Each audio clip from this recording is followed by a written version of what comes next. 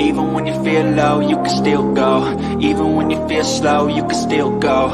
Even when there's no hope, you can still go. I never answer to no, man, I still go. Go, go, go, go, go, go, go, go, go, go, go, go, yo, go, go, go.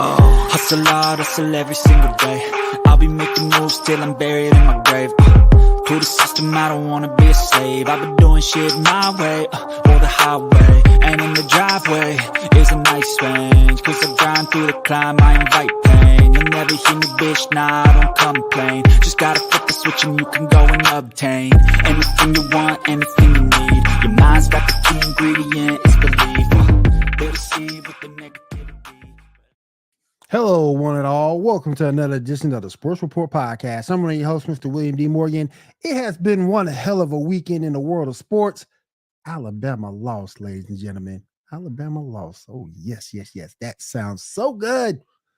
Good to see, good to see. And it's also good to see anytime you can crush Stephen A. Smith's feelings, anytime you can crush his heart, it's that much better.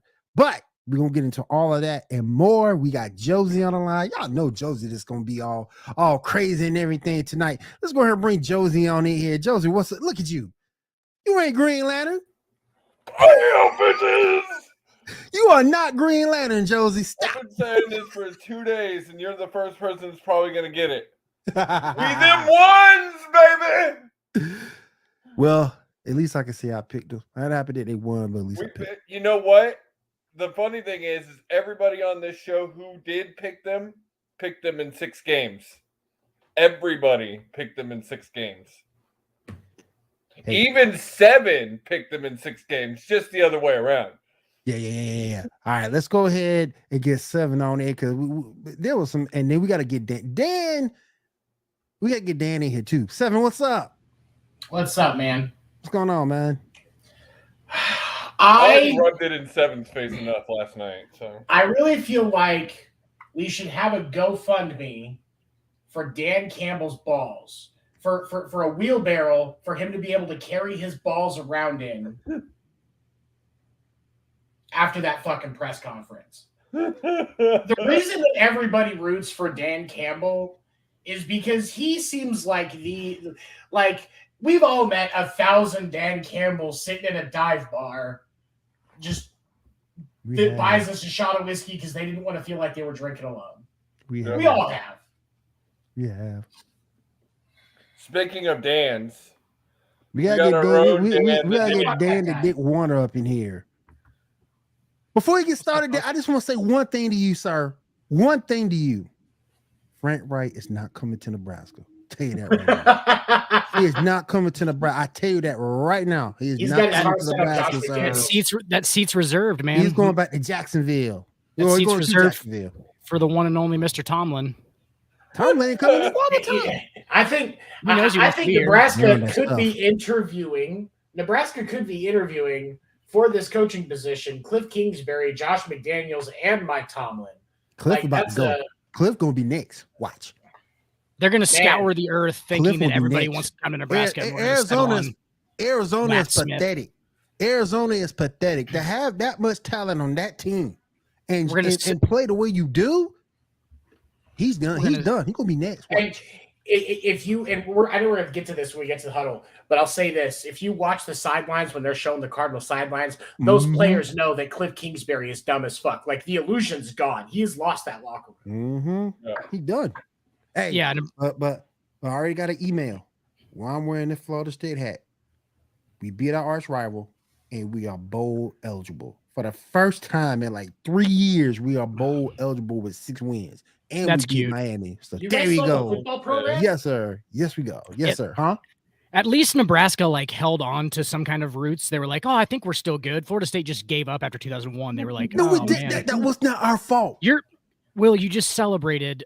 That was not our fault. Jimbo just left us, man. He just left us. Wait a minute. Be expected. He put it in Indianapolis. He did it worse than when went to Baltimore. He just packed up and left. Wait a minute. Isn't this the same 2001 roster that you and I did an After Dark episode on that basically the entire starting roster went to the NFL? The whole roster went to the end. The whole roster No, was that's gone. Miami. The whole roster That's was Miami. gone. Oh, that was the Miami. That was Okay, Miami. okay. That was Miami. But I'm telling you, Jimbo left us. Took us a minute to get there, but we back, baby. We back. Yeah, we'll see about that. We back, They have, baby. I mean, they're sitting in the middle of one of the biggest talent pools in the United States ever, period. We back, and baby. You just celebrated bowl eligibility.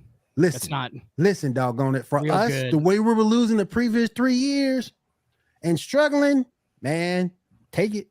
Nebraska still thinks they're BCS eligible every year, and we're not even in the top 25. And we know they ain't. Yeah, well, it's delusional. We're just going to You know what, interview though? every good candidate in the United States. We're just going to interview them, and then we're just going to settle on like Iowa's offensive coordinator or something. You know what though? Before we get to the seventh inning stretch, so Josie can celebrate. I think the team in college football that's getting screwed up, that's really getting screwed, is TCU. I really think they're being screwed. They've beaten every top 20. They've beaten every ranked opponent they've played.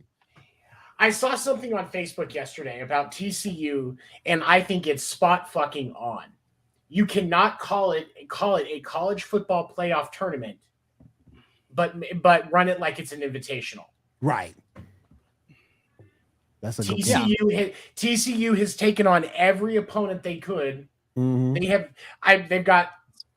I mean, it's not the Masters. It's not the Masters. You don't have to win. You don't have to win before and then to show up the next year. Like you can just fucking win one year.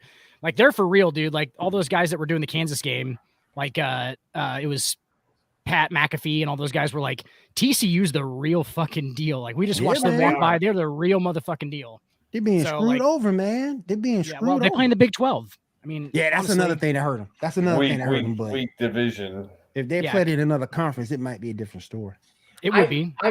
I can understand with how saturated the college football market is. Strength of schedule has to have somewhat of an impact. Yeah. But when you're a BCS eligible team and you're beating every ranked opponent, but you're still getting shafted in playoff rankings, I'm sorry, that's bullshit. That shows you how much. Yeah. That shows you how much it's the Big Two. It's the Big Two. It's Big 10 in the SEC. There's not any other. It's not the Big Five. Yeah, that's all they care about anymore. Yep, that's it. That's Get it. to the Big 10. That's because that's where the money is, and that's going to be what it is. That's why those comments about us needing to get to just a complete conference, NFL style conference system among college football as a whole for D1 schools, and getting rid of the SEC and all of that is going to be a better scenario. And until they do that, I think we're going to continue to see this bullshit. Because you're always going to get that argument. We always going to get that argument. You know, the way TCU is playing, you always going to get that. Or what could they have done if they were, if it was a different system where it wasn't? Well, I think if you do it that way, then it solves other problems because the strength of schedule, I realize that's even if you go to that type of style, it's still going to have a thing because the schools with the more money are still going to be your powerhouses, your Alabamas, your things, even if you go to an NFL style. But it's going to be better for in the long run. It's going to make schools that weren't necessarily getting looked at when they have that lucky shot season. That will give them a lot of influx in money. Yep. You know, I'm going to when the NIL stuff started actually getting into motion, we said that the college sports landscape was going to change because the money isn't super focused anymore. Because it's a lot easier to get a donor to go put $1 million in the pocket of a star athlete that you're trying to lure to your school to shift attention. Well, TCU is a byproduct of this because kids can go to this school and get money that they wouldn't get if they were to go sit on the bench at Alabama or sit on the bench at Michigan. They get money, they get playing time, increased draft stock, and they're not at the Power 2 school. And you put enough of those kids together in one place. No telling what you get. No telling what you get. This is why your Nick Sabans and coaches of his level hate the NIL because it's no longer about them walking into their parents' house and putting their dick on the table and saying, "Come sign with me." He doesn't have a bench full of 4 stars sitting there waiting. Instead, those you get, like I was just saying, you get a bunch of those 4 stars together on a team like TCU. they can be dominant. They can be. You just never know. You never know what a team like that can do. And now they're not sitting on a bench somewhere. And you're seeing that with Coach Prime what's up? in the HBCU and all of that. Him having the access to higher players. He's taking that college. He's taking Jackson State to a new level, and he's affecting a whole circuit of colleges with that one college. So And shout out to LSU. Y'all did it, man. Y'all, that was a gutsy call that y'all made. That was pure guts. So shout out to LSU for doing the thing. We got by him. So shout out to LSU as he tries to rebuild that college powerhouse that is Louisiana State University. All right, let's go ahead and get into the seventh inning straight. Josie, you see Josie. Look at Josie foaming at the mouth, just ready to go. So let's go ahead and let Josie do her thing. It's very rare that as a Houston sports fan, I have something to be excited and happy about. You see, I want to be the best in the game, invest in my name, check no restraints, I'm obsessed with the pain, I ingest, I retain, assess and I change, possessed by the thought I'll be free one day from society's restraints. Excuse me, sir. You have Davis Mills as your quarterback for your football team. Respect that man's name. Y'all like Davis Mills. I like Davis Mills. Y'all like Davis Mills. Y'all like making it. So, because Josie's going to explode if we don't talk about it soon. Yes. Apparently, Josie borrowed their excitement powers from Dan. Now that Aaron Judge is playing golf and not baseball. We're going to talk about that too here in a second. Josie and the Houston Astros beat the Philadelphia Phillies in 6 in the Fall Classic to get their second title in 6 seasons. Dusty Baker getting finally his first World Series win at 73 years old, having been a manager in Major League Baseball for 30 years. We also saw an amazing piece of history made in Jeremy Pena being the first rookie position player to get an World Series MVP in baseball's history. But the real story was, how is there any alcohol left in Houston or Philly after Kate Upton fucking drank it all? Oh my God! Yes, every game. Hey, I do want to say one thing though.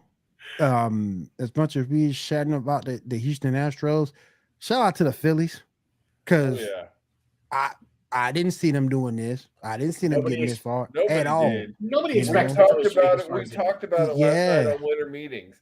They fired their coach in May. Yep. They were dead in the water. Yep. No one saw this coming. Yep. So shout out to them. But with the Phillies, like we were talking about last night in the winter meetings, the Phillies' important offensive pieces fell apart. Yes. Bryce Harper hit 250. Hitting. Bryce Harper was 250 out of 6 games. Kyle Schwarber was 200.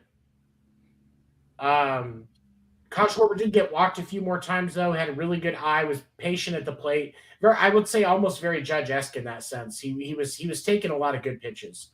Not at the same level, just in that direction, Dan. So don't have a canary. Didn't even react. But the offense and the pitching as well. The pitching on the Phillies side was their clear weakness going in, and it was their downfall. Zach Wheeler had a 5.23 ERA throughout the series. The pitching as a whole for Philly, their ERA was 3.87 throughout the series to the Astros 2.83. They got the Astros or the Phillies got outpitched. Yeah, I mean that's what Houston did the whole time. I mean, yeah. And we talked about that over last night. That was kind of the theme of last night. Is the pitching was lights out, and I mean Framber Valdez only had 2 earned runs and 2 starts in the entire series. The bullpen was just straight nasty the entire game. Only had like 4 earned runs in total. Christian Javier got Christian absolutely Javier screwed out of a chance for.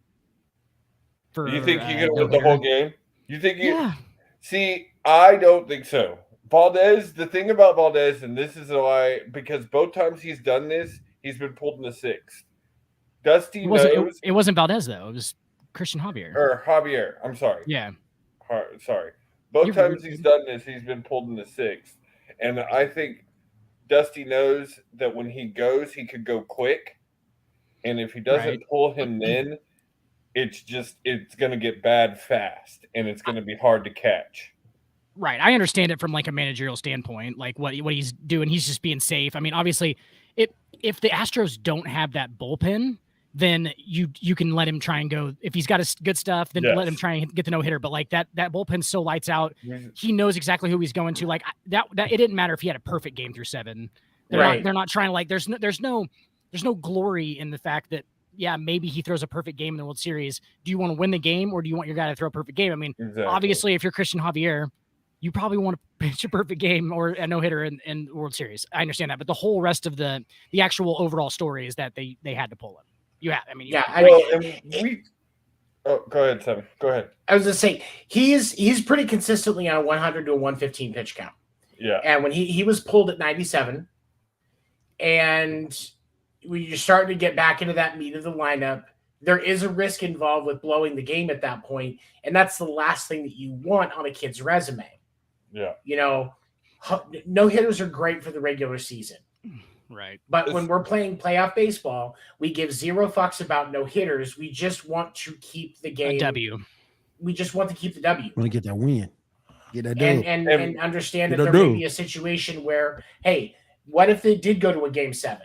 Okay? Think about this for a second. If it goes to a game 7, wouldn't you love to have every single one of those pitchers be available for a game of that caliber, again, giving you a better chance in game 7 of closing that out? That's exactly what they set up by playing it the way that they did. Dusty Baker made the right call. Javier probably would have started game 7 had there been a game 7. So absolutely. And so we talked about this last night too. It was almost the one they threw against the Yankees in June, which was obvious, also a Javier start. Was almost the exact same order as far as pitching. Actually, I think it was the exact same order. And what we really need to talk about in the entire series was Montero and Presley.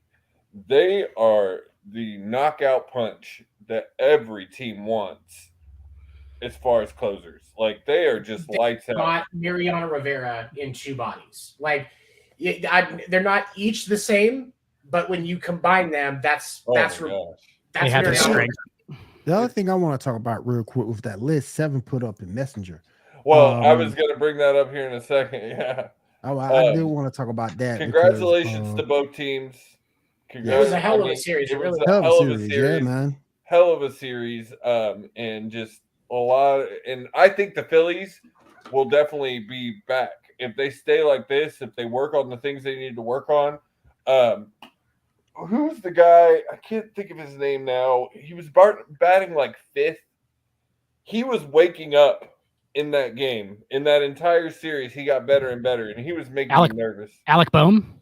Not Boehm. Bryson Stott? No. Castellanos? Castellanos. Nick Castellanos. Yeah, Nicholas Castellanos. He was getting better every at bat. Dude, professional hitter. That motherfucker is a professional. Even the announcer, which the other thing I wanted to say, the announcing of that game, of that series, was the best it has been in forever. That was some of the best baseball calling I have heard in years. No Joe Buck, Schmoltz. Right? No Joe Buck. Yeah, no Joe Buck. John Schmoltz is the best baseball color commentator I've ever heard. He's the Romo of baseball. He's good. Romo of baseball. The way he can call out.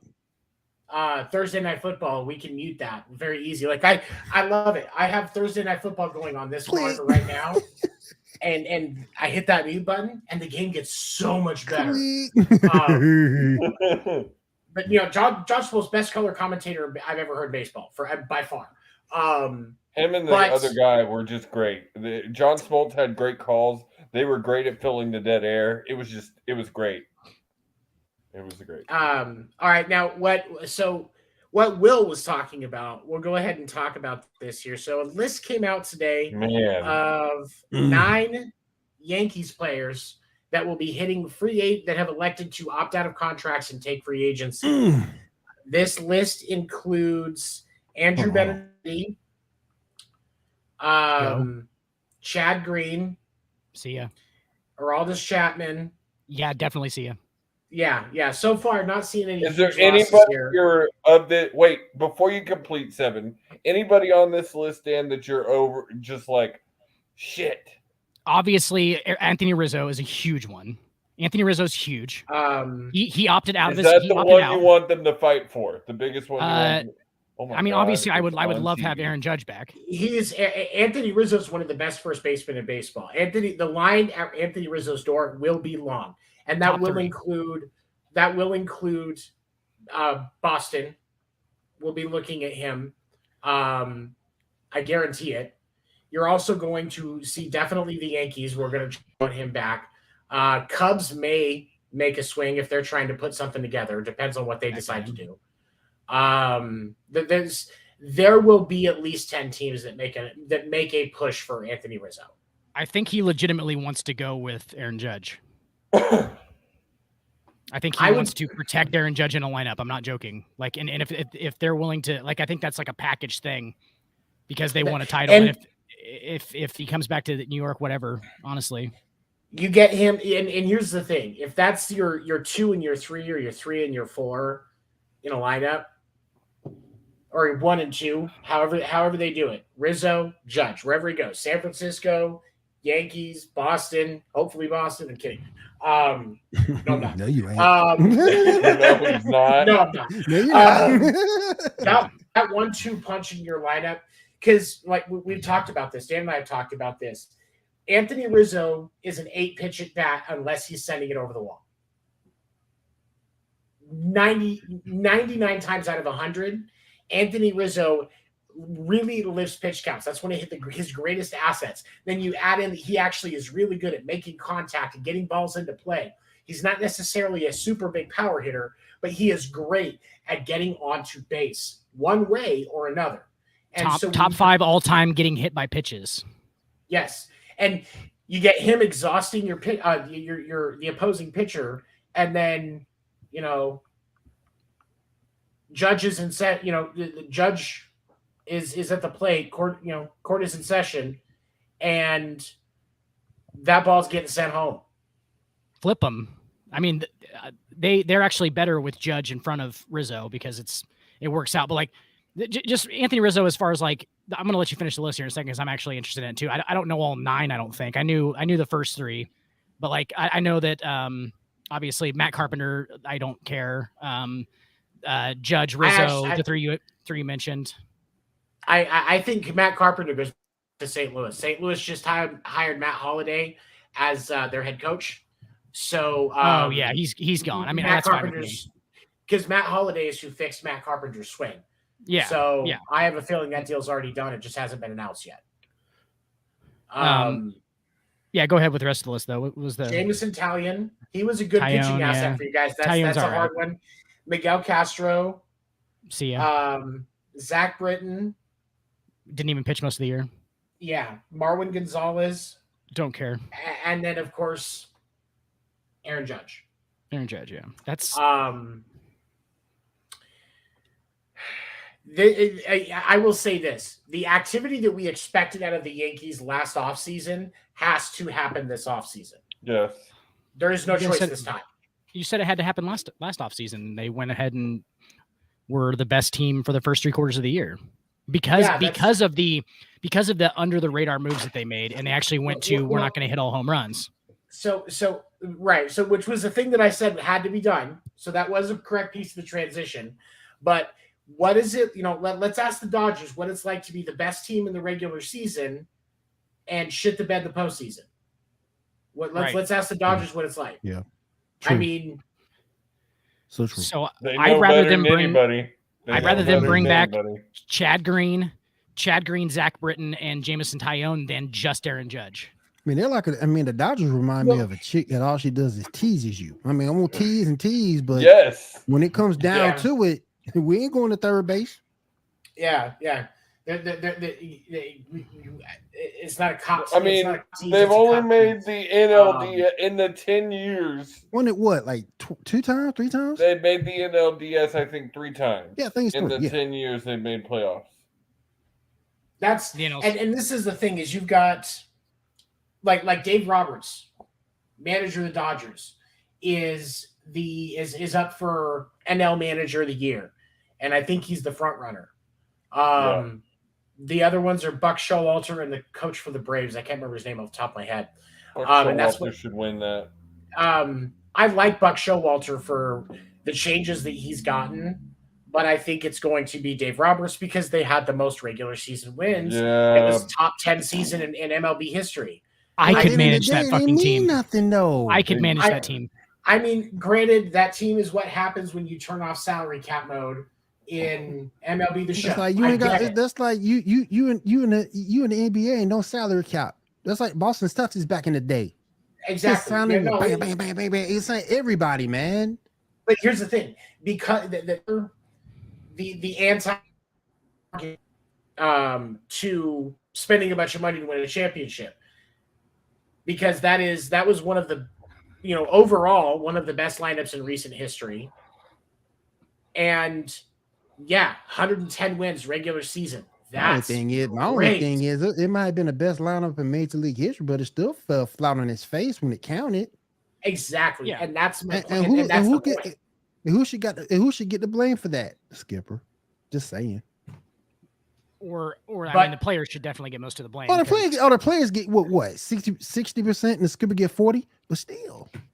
Well, but I mean, it's just like with all of the teams that Dusty Baker has managed and gotten the World Series, but hasn't been able to win.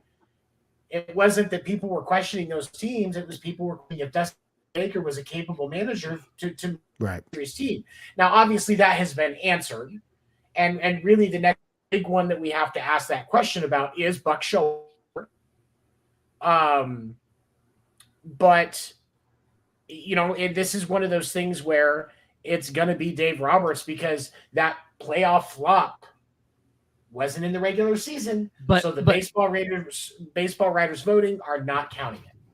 Ultimately, you have to put this on the players, though, because the only thing the manager can do in the end is put guys in correct positions. Yeah. As long as Dave Roberts did that. And that's why I said 60-40. And that's why I said 60-40. If Dave Roberts did that, then I think it's more than 60-40. I think it's 90-10. It's the same thing like with Dusty can only do so much with the team. It took Yordan going out there and blasting a 400. They got to hit the fucking ball.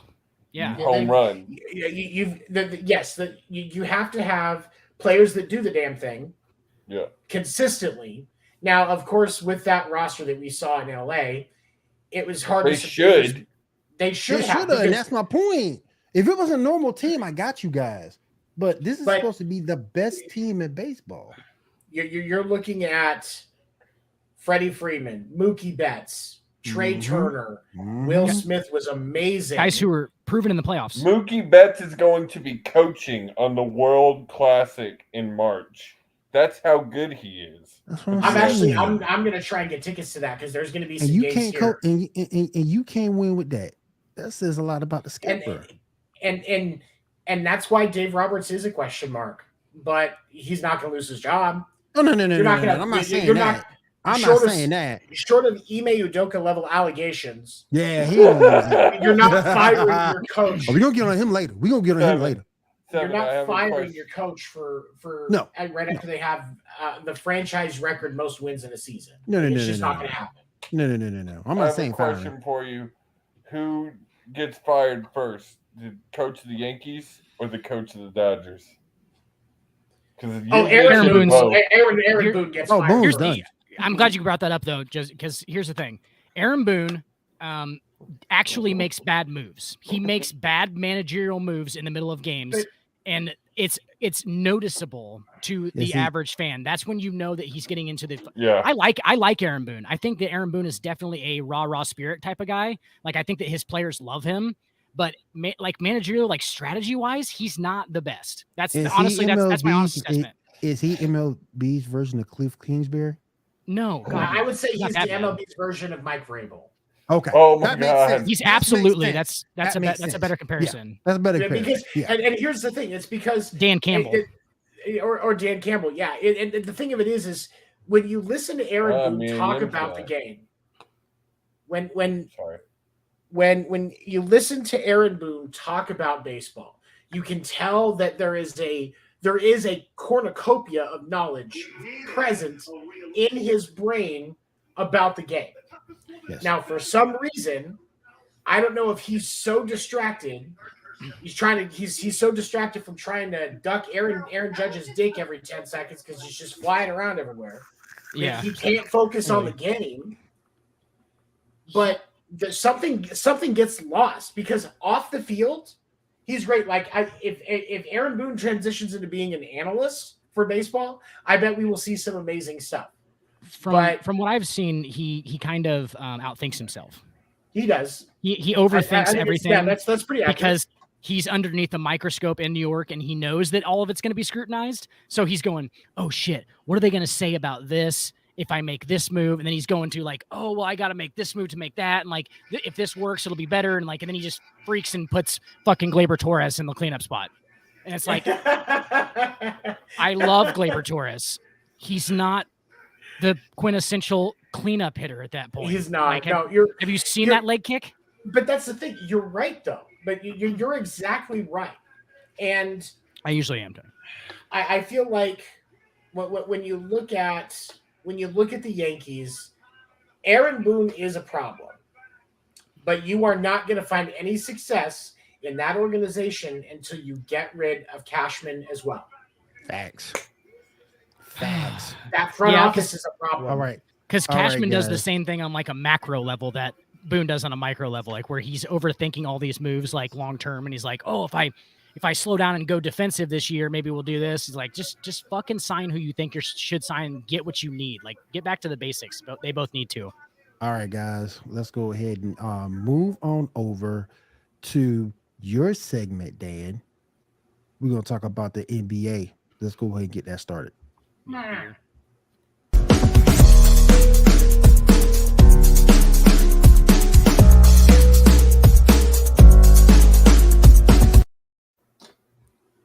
Yay!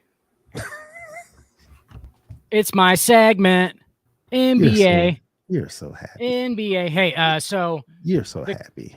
The Cleveland Cavaliers, the closest to the top spot in the power rankings in the NBA since one LeBron James, I said it every show, was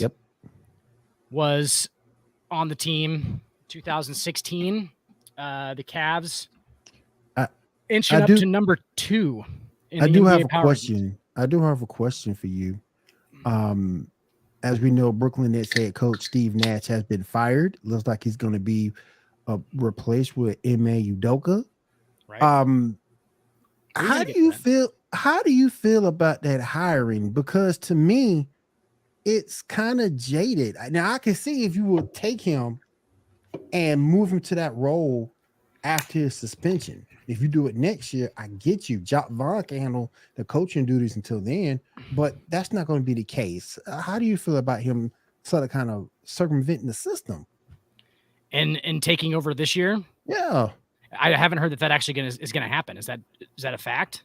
I mean, right now, they are looking. Jock Vaughn is the interim, and they're trying to work everything out to get Udoka in there to be their coach. But I think that's for next season, though, because I think Udoka is going to sit the rest of this year regardless. But I don't exactly know if that's because I get what you're saying. Like if he goes to Brooklyn and he's just the coach, like I don't think the NBA is going to allow that. Adam Silver's not going to allow that to happen. I hope not. No, I would think not. I mean, if that does happen, it's going to be like just a quicker version of what we're going to see next year, where it's just a gang of castaways.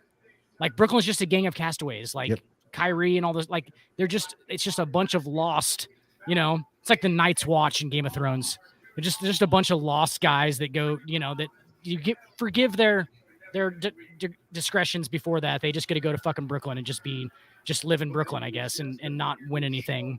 I don't know what it's a weird situation there. And that's such a weird hire for how much turmoil they already have. Like, are they trying to take attention away from Kyrie? I mean, it's just going to add more light. It's just going to add more lightning to the fire, because you bring him up his allegations, then you got the stuff that you're dealing with Kyrie. So it's just going to make it worse. But does it take the spotlight away from Kyrie and KD and go to Ime Udoka? I think it does, kind of. Like it's going to naturally do that no matter what. No. It's going to naturally do that. I don't think so. It will at first, and the reason because it's that naturally at first it will, simply because of Ime Udoka being is and these allegations, and I think the sooner it happens, the lost agents, the lost agents, if they have him take over this year, if he skirts the suspension, then it's be even louder. Now, if they leave the interim coach in play, Ime starts next year, then I think it's going to be a lot quieter because he served his punishment. I think that's where the ultimate line will be. Right. But I also think that the Nets are laying pressure on that because they want to win now. Kyrie's not coming back next year. They've got one shot to do it. They've got to do it this year. And if Kyrie comes back, because I saw some rumors today he's considering retiring over this, which would be the dumbest possible move if he wants to have, for his future. But, Kyrie being there, I would almost wager the Nets eating the rough PR and getting Ime in there now so that they can try to get them to be a team. Because the reason they're grabbing him is because he can manage those egos. That's why he is successful in Boston, is because he shut that shit down and he took control of that team. So they need somebody in there that's going to walk in and smack Kyrie in the face and tell him to shut the fuck up and sign out of Twitter and take over that team. Because when they do that, KD will calm down and everybody else will fall in line. He doesn't care, though. Like, Kyrie doesn't care, dude. I'm telling you right now, like, the best move for Kyrie doesn't care is for him to retire, because he can go do what he wants to then, because he doesn't want to play basketball anymore. He doesn't care. I'm telling you that he's made enough money. We talked about that on After Dark this last week. That Kyrie does not have basketball on the same pedestal that basketball has Kyrie on. When I say basketball, I mean the game, the fans as a whole. Kyrie doesn't give a fuck about that. He does not. That is like, it's to Kyrie, this is that job that you go to because it pays the bills, but you're content doing that because it enables you to do what you want away from work. That's what this is to Kyrie right now. Yeah, he's just hanging around to get a paycheck at this point. Yeah. Like, I'm sorry, I could hear your fucking TV in the background is bothering me. Sound like a Spanish guy on a fucking infomercial. So he's watching the SAP. He's watching the SAP. The Spanish. Intelligent de buenos. Spanish station, but sound like the Spanish station, but the fine Spanish chick at the weather board. That's what it sounds like. That's what he's doing. He's like Step Brothers. He's like Step Brothers. She's just up there watching or looking at Good Housekeeping. But for Josie, it's Men's Health.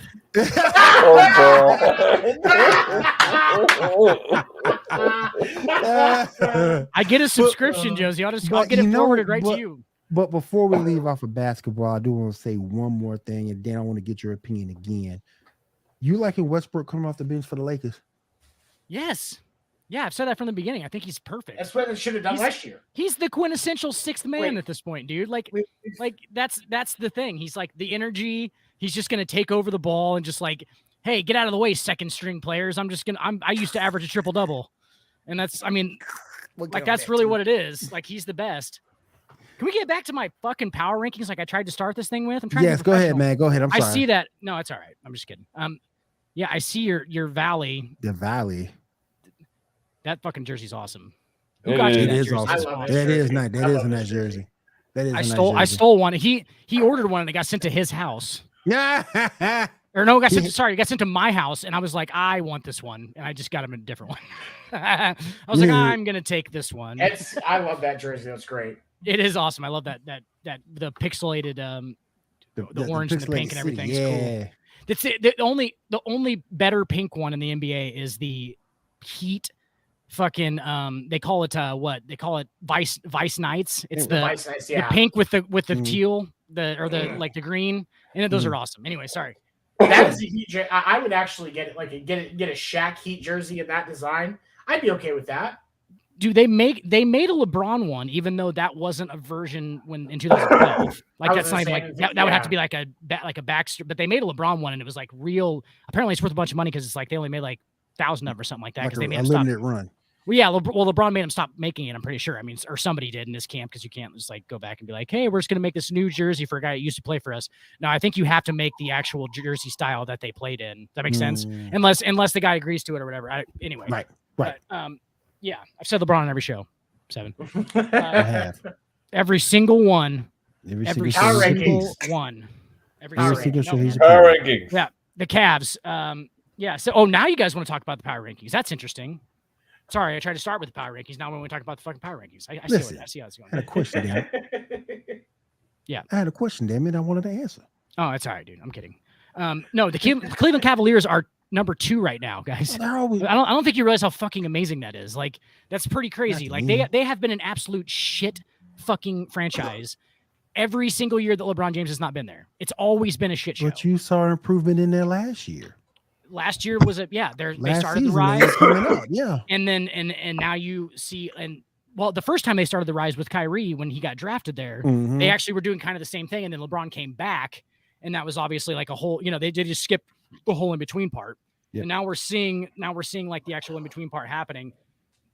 Those boys are doing awesome. Kevin Love comes off the bench, and he's had his career. It's in a resurgence because he gets to play with all these young dudes. Like they're mega talented. Colin Sexton was a ball dominantly super talented, ball dominant, doesn't always work because you have to be super, super talented to be ball dominant in the NBA and actually be successful at it. Like James Harden, you saw right when he stopped being a top tier athlete and ball handler in the NBA, what happened to him? Yeah. He becomes basically he has a third or fourth option. And you have to figure out how to just pass the ball at that point. Like, and that's the weird part. Colin Sexton is doing a great job in Utah, by the way. They're number 6 in the fucking power rankings. They unloaded. We thought they were rebuilding, and Colin Sexton goes over there, and now he's ball dominant, but he's the best player on that team. You know what I'm saying? Like, he's the best player, so then he can be the ball dominant guy. That's the weird part about it. Shout out to Donovan Mitchell. Donovan Mitchell, fucking dude, that guy has. We talked about this 2 Wednesdays ago on Hardwood. Wednesdays at 10 Eastern. Thank you. Wednesdays 10 Eastern. The Dan Hardwood. doesn't fall asleep. We were talking about that. We're gonna do it twice a month or 4 times a month. I'm not really sure. But we were talking about that. I forgot what I was talking about now, guys. Donovan Mitchell has taken himself into that next tier. Yep. Of guys that you would think about with obviously not probably the Giannis, Luka tier, because I think that's the first one at this point. But I think he's in that. The LeBron, the second tier guys, and he's never been to that level. I don't think he's always been up there in the top 25 players in the NBA. Just know, but he was buried in Utah. Right? You got Rudy Gobert fucking clogging up the lane. That's really what was happening. I think that they were just trying to go inside to Rudy Gobert for some reason, who has zero touch. Zero offensive skills. Yeah, like they were just trying to go inside to him like, oh, I understand that he's 7'3", guys, but just let him rebound and play defense. Like he's not there to like shoot hook shots. But they just open up the lane for him and they let him be who he is. Cleveland's doing fantastic. 8-1. Mm-hmm. The only team above them in the NBA power rankings is the clear-cut best team in the NBA, and because they have the best player in the NBA, the Milwaukee Bucks. They have the best player in the NBA and the best player since LeBron James was in that dominant phase. I think there's a dominance level that's on a different thing. Luka is great. but he doesn't dominate basketball games like Giannis does. Like No. Giannis dominates athletically in basketball. You just watch a fucking Bucks game and you can tell which one Giannis is if you've never watched a basketball game before. You can Luka, tell. You can you tell look at just Luka, by you can see it by other players. Like they are different with Giannis. Like it's like it's a battle playing against him. It's a fight every time. It's like you could relate that to playing against Kobe or, like you said, LeBron in his prime, Jordan. Like it's just every time you go out there, and then you also never know when they're gonna just take off. There's never been that many guys that have been this athletically dominant. Okay, so like there's a difference. Jordan was dominant, but Jordan dominated not. He was very athletic. I'm not saying he wasn't, but like he wasn't, the 7-footer. Strong, like that, like LeBron did that. Wilt kind of did that with like they're just better athletes than everybody else, and they're bigger and stronger than everybody else. And it's a weird way to dominate the game because Giannis doesn't shoot. Giannis ain't fucking pulling like he's not doing Kobe Jordan stuff. He's not fucking fading away and just scoring the ball and just being cerebral with it. He's just fucking bowling over guys, dunking over guys, getting rebounds, pulling them away from people because his hands are fucking gigantic. He has the biggest hands. Yeah, he has the biggest hands, second biggest hands in the history of the NBA Combine. His hand is 11.6 inches. I'm going to say this again. His hand is 11.6 inches from bottom of his palm to his middle finger. Think about a ruler. That's how big Giannis's hand is. That's gigantic. I think it's 12. It's a little bit longer than a foot. It's about a foot and 6.6. And his girlfriend's probably 5'1".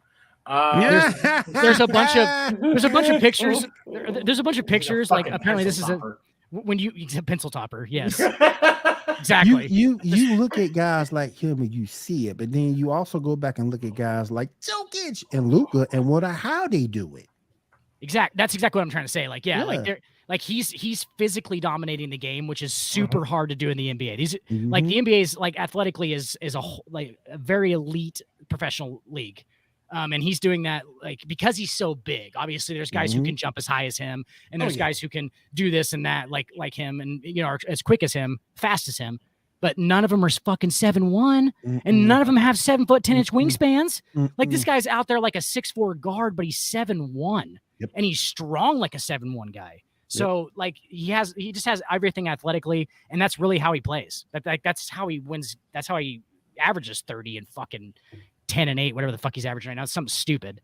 But and then they did a really good job of putting pieces around him that play to his strengths. A lot of shooters, a lot of guys who can spread the floor, penetrate, stuff like that. So they did a really good job of, and obviously they're the best team in the NBA right now. I don't think there's any.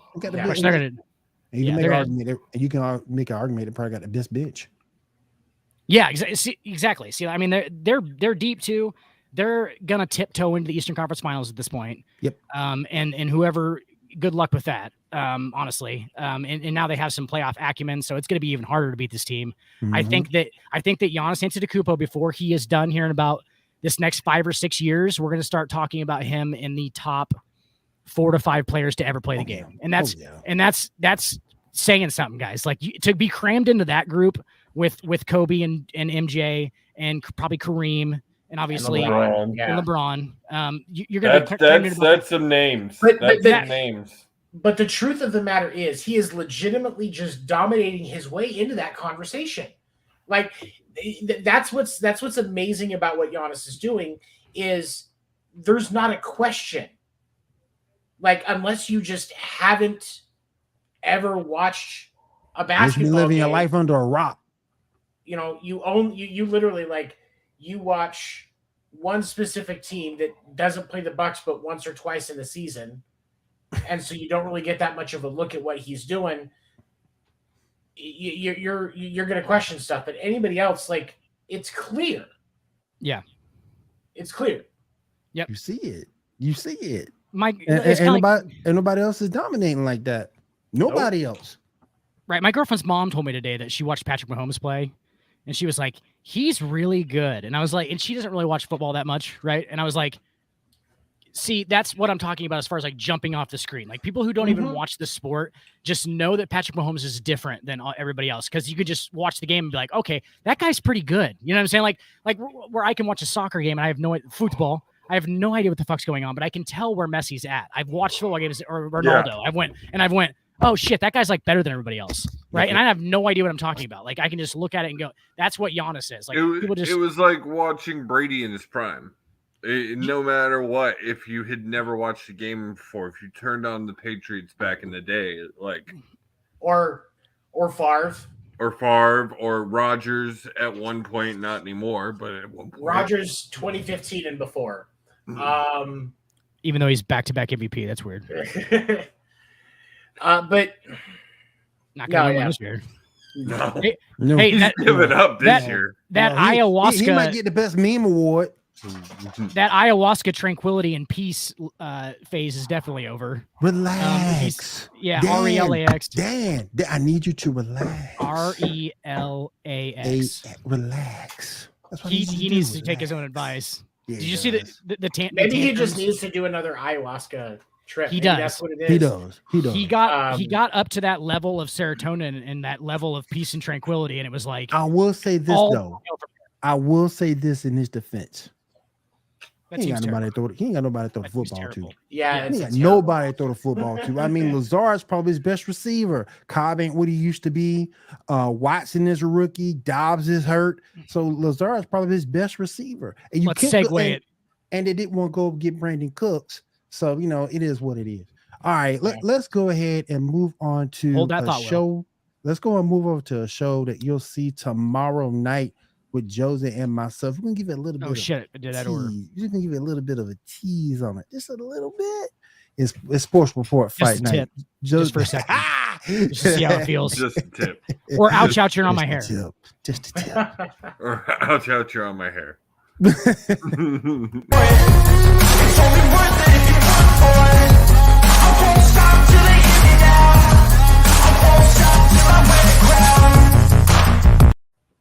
Well, what I really wanted to talk about tonight was Logan Paul, but I think there's about to be a little bit of history.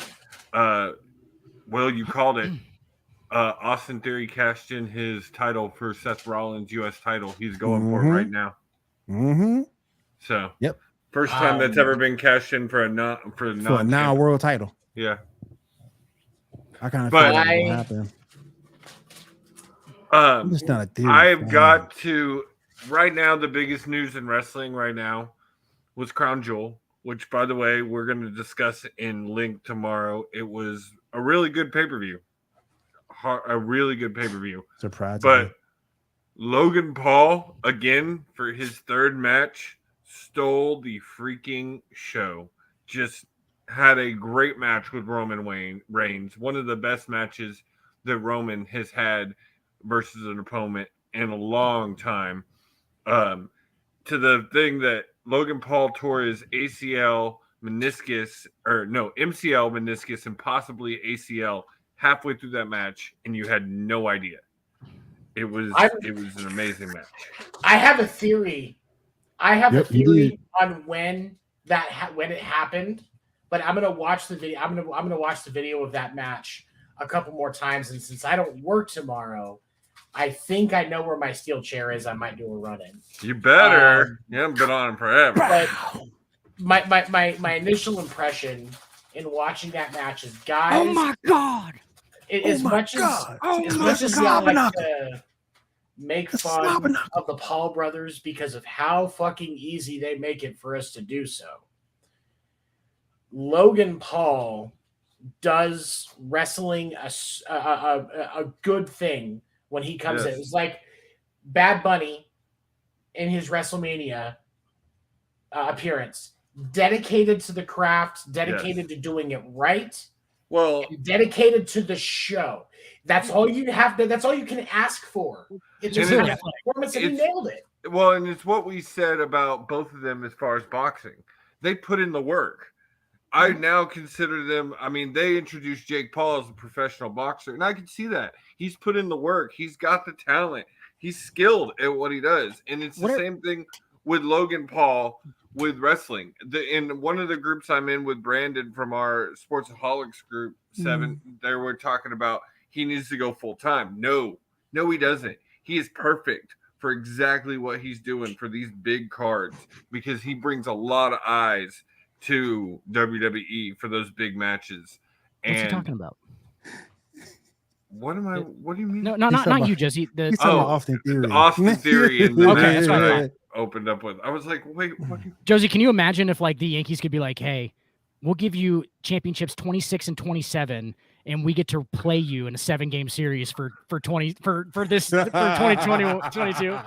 Like, yes, how awesome would that be? Be like, yeah, we'll give you 2009 and 97, and you got, well, we get 2022. We'll play you guys right now. One game. It's Logan is very impressive, and that match was amazing. There were points just for a moment I was like, are they really gonna, like, is this gonna happen? Is it really gonna happen? You can say whatever you want about those guys. They're clearly athletic. At this point, Roman will hit 800 days at this point before he comes off one of those titles. Before he defends. Yeah. Again, it will be 800 days. He needs to come off one of them, though, Joe. They need to split it, or he needs to drop both of them. Right. He used to be that long, right? I'm not going to say both. I'm not going to say both because if you take that SmackDown title off of him, you kill SmackDown because he's everything SmackDown built off of. I agree, but Raw needs but that Raw championship, he need to come off that. Well, it's so. Think about and part of it is you've got to be able to allow those titles to kind of rotate around because you've got to think about the way it expands storylines when you can do that stuff. Well, like think about Booker T. You know how his thing was always, you know, five-time world champion. You know, that was just one of those things because he had it multiple times, but the storylines that he was in, it made sense when it transitioned away. So I think that reasonably, definitely at least the Raw champ title. He needs to come off. He needs to come off that. Raw needs a title. And to answer your question, Dan, so Roman is number 5, and the 4 ahead of him will never be touched. No, he ain't touching the them. Closest that he's to is 1,041 days. He'll drop and after that, it gets into like 8-9 years. Yeah, reigns. So of having. Yeah, because those records are from when the territory days in the 60s when they weren't defending like they do now. When matches were only happening every few months. Yeah, like Cy Young winning 34 games in a season. I mean, you're looking at. I mean, you going out looking. He'll never touch Bruno. The fact that Roman has held it for as long as he had is amazing. He shattered any record that was before him.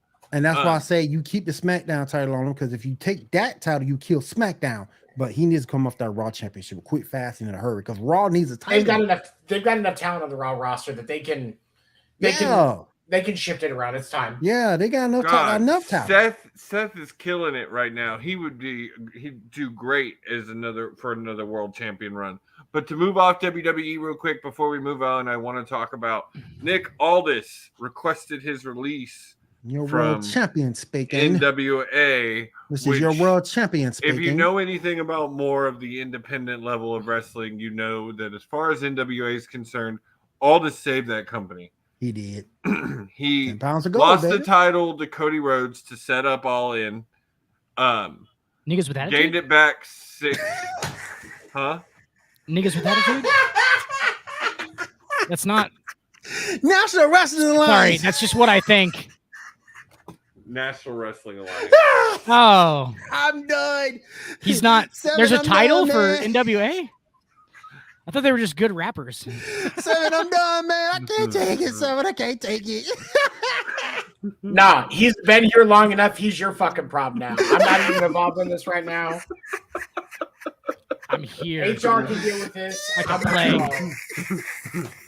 But again, to what Josie was saying, Josie brings up a good point because if it wasn't for what he did, and again, I loved him in Impact as Magnus. He had me rolling his Madness in Impact, but he really legitimized himself when he went to NWA.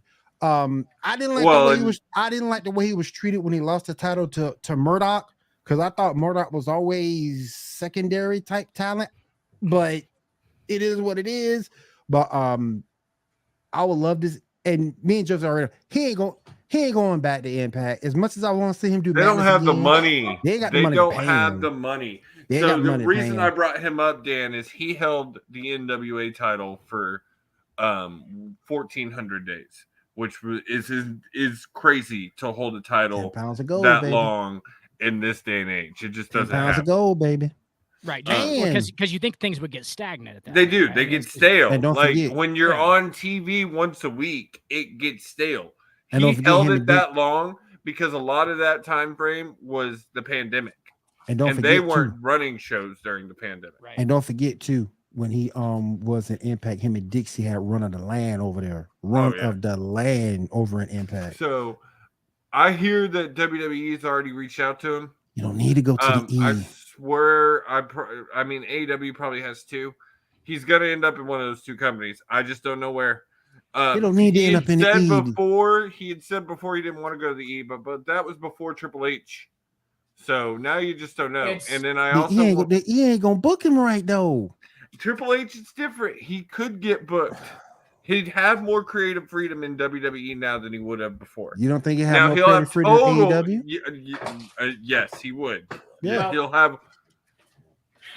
I'm gonna throw a point out here that's gonna push this more towards him ending up in the E than AEW, because with everything that's been going on in AEW after that backstage brawl, and the change in attitude and the locker room issues back there, now you've got but on the E side you've got Triple H giving wrestlers more control over their creative, really breathing a breath of fresh air, and not recreating the Attitude Era, but working in the general direction of a 2.0. We can call it that safely. There's more that can be done at the E, less worrying about drama, because now you've got Triple H, who's a professional, the wrestler's wrestler, versus the drama behind the stages at AEW right now. So that's the observation that I have. The drama in AEW is supposedly settling. AEW, that's coming to an end. Elite's about to come back. CM Punk's going to get released. And where I did bring up to Will is all this could come in and step foot into that Cody role that really has not been filled since Cody left. And be that top baby face, that top baby face. That has kind of been Moxley, but Moxley isn't like Moxley's always going to have that anti-hero kind of vibe just because of who he is. That clean-cut baby face, Aldis would be perfect for that. So, the other thing that plays to that too is he does have history in AEW. So, I don't know. I think he could end up either. It really...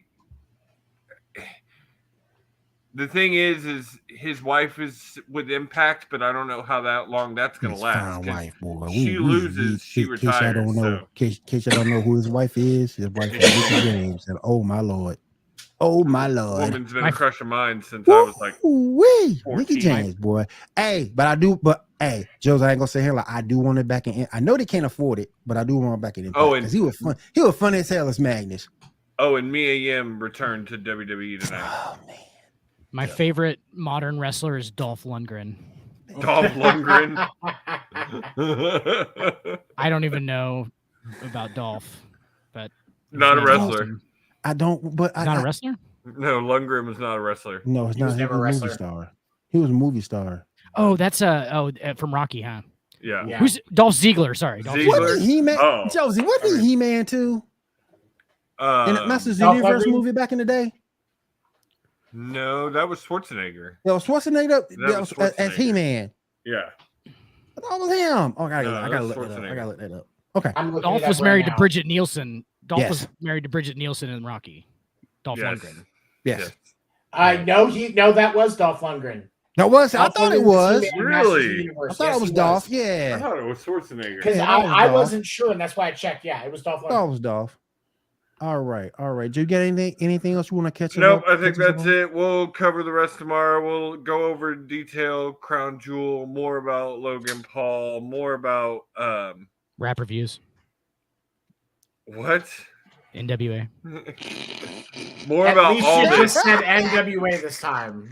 Hey, and we also More gonna about get all into this. we're also gonna get into Josh's guy because Josie's guy because you know who Josie's guy is. Ricky Stocks. Rick Stocks. Ricky Stocks. Rick That's what we're Stocks gonna made his talk about your guy. return this past week. We're gonna talk about your guy, Josie. All right, let's go ahead and move on to the huddle because I gotta get with you, Seth. I gotta talk about a few things about the Chiefs with you. So let's go ahead and move on to the huddle. Hey boys, I gotta take off. All right, But, Joe. Y'all have a great night. Latest. Yeah, Josie. We're gonna finish this thing up.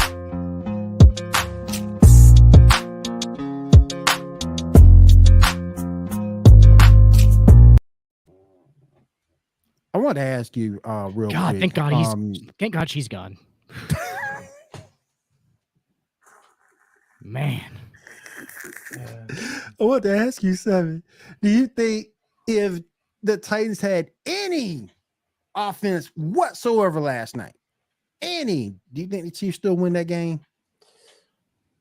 I don't know. had no offense, and I'm not Because trying to here's the thing. slam on your boy, but No, I see what you're saying because one of the things, Chiefs fans want to be excited about winning that game last night.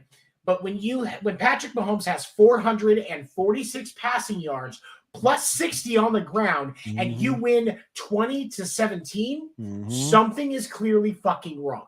And I'm going to say that because there's not a lot of Chiefs fans that are talking about it, not a lot of commentators that are really looking at that. But yes, Patrick Mahomes did what he needed to do. The pick that he had where it came off of Kelsey's fingers and got intercepted, not his fault. It happens. It's his number. It is what it is. I'm not going to dwell on that. But the truth of the matter is that if you have Ryan Tannehill in that lineup, I think we have a different game. Tennessee wins.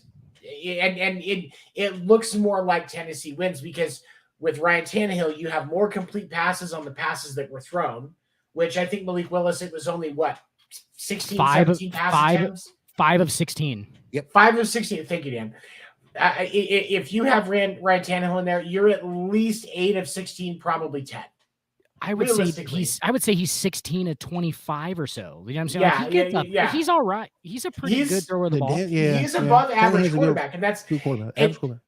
But the truth of the matter is college wide receiver. That the Titans could have beat Kansas City last night if not for that second half and the abysmal coaching of Mike Vrabel and his staff. The Titans are going to be trying to figure out the quarterback thing. I understand that. But you have to figure out your coach too, because Mike Vrabel is not getting it done. You got Derrick freaking Henry. And neither team could run the football. Now that I think about it, neither team could run the football. Neither team. Now, Derrick Henry was still Derrick Henry yesterday. He had over 100 yards. Mm-hmm. But running, having Derrick for Kansas City, keeping Derrick Henry under 150 is a win for their defense. And like you said, bad for Mike Vrabel. Why are you not just spoon feeding? Just shove it down. It literally, he could have the entire Titans offense could have been Malik Willis snapping the ball and handing it to Derrick Henry. Just direct snap it to him. Just direct snap it to Derrick Henry and have him run the triple option. And the Titans could have won that game. Yeah. The Titans could have won that game last night if not for the bad coaching in the second half. Because when in an entire half, I saw this stat this morning and I was like, are you fucking serious? 27 offensive plays in an entire half for 7 total yards. That is when you have Derrick Henry with Derrick Henry as your running back and you get 27 yards and a half. Yes, shout out to Chief Steve for making that happen because that was defense. The Chiefs defense really picked it up in the second half yesterday. They did. Because that's when are you serious? That's when Tennessee could run the football. They could run the football at all in the second half. Ryan Tannehill needs to buy Malik Willis a Rolex for ensuring his job for the next, considerable amount of time. Malik Willis clearly is not ready to start on a primetime stage. I'm not. There were flashes of good things. He went to Liberty. He went to Liberty University. I will give Willis playing the top of the line type. I will give Willis the benefit of the doubt though, because he's a rookie. So and Here's the thing, because of the fact that I'm the more I watch the Titans play, the more I realize that Mike Vrabel is absolutely not a good fit for that organization and the pieces that they have. The more I realize that I don't think we're truly going to see what Malik Willis can do until we get a more appropriate coaching staff in there or get him onto a different roster. Yeah. If he has a better coaching I staff. also question them getting rid of AJ Brown the way they did. I was going to say, I'm not talking shit on Malik Willis because he is a rookie. When he played at Liberty though, and what I mean by that is like he didn't already play against the highest level of talent in college. Right. You know what I'm saying? Like when you play in the SEC, at least you're not even to the freaking stratosphere of what the NFL is. Like it's obviously still a huge jump, but it's not as big of a jump as playing at Liberty. I mean, like that he wasn't ever playing even D1 schools really. Do you know what I'm saying? I was gonna say, because that's D2, isn't it? So he's gonna, I think so. I think they're what do you call them? They used to call them the not the NCAF or whatever, the FC. Okay, yeah. FCS. FCS. There you go. Yeah. So he was already. It's going to take him longer naturally because he didn't have that build up in talent. He just went from probably a whole lot of nothing, and I say that lightly compared to D1 schools, but a whole lot of nothing to that huge jump in the NFL. Obviously, it's going to take him longer, and that was his first start. So like, what you know, what I'm saying, like, there's a second start. Okay, yeah. So like he's gonna need a second, and then you got it's gonna take him some time. Not everybody is Patrick Mahomes and Justin Herbert. Like people forget that so many times. Patty sat for a year. Do you know what I'm saying? So like he played that last game in Denver against Denver his rookie year, and that was when really people were like, oh hey, wait, this Patrick Mahomes kid might be all right. He turned out to be all right. He's an above average. He's above average. I mean, no, I'm kidding. He's fucking obviously. He's no John Elway. He's no Bart Starr. I'll tell you that much. Ain't a whole lot of Bart Starr in Patty Mahomes. Tell you what, man, that Patty Mahomes, he ain't no Troy Aikman. No, he ain't no. He ain't no fucking Troy Aikman who threw for like 22,000 career yards, and Patrick Mahomes has already passed him. Patrick Mahomes is 27. It was the touchdowns. He had 167 career touchdown passes, and Patrick Mahomes passed that by year 6. He's already got him on yards too. Yeah, he's already got him on yards over. Yeah, it's like 22,000 or something. Well, but mid 90s they were still running the ball. That's why guys pounding like the rock. Smith. That's why Emmitt Smith had a career. Well, that's how they did it. I mean, that's just how they did it in the 90s. Like it wasn't air raid style. It was still smash mouth. And that's obviously just a cultural thing where it became like, now it's more about passing. And now there's like, I went to a high school football game like 2 months ago, and they were running five wide spreads and stuff. Dude, when in 2007, bro, we were doing wishbone I formation. If we had one wide receiver split out, it was surprising. Do you know what I'm saying? If we had two, it was like, holy shit, they're throwing the ball down air raid. Like get a safety deep because we got 2 wide receivers on the field. Now they're spreading it out, running fucking read option and shit. I'm like, okay, this is why it's like that now, because they're just adapting. It's just a weird new, It's like everybody wants to see the ball thrown now instead of, I mean, because honestly, it's more exciting to watch on TV. Chicks dig the long ball in baseball.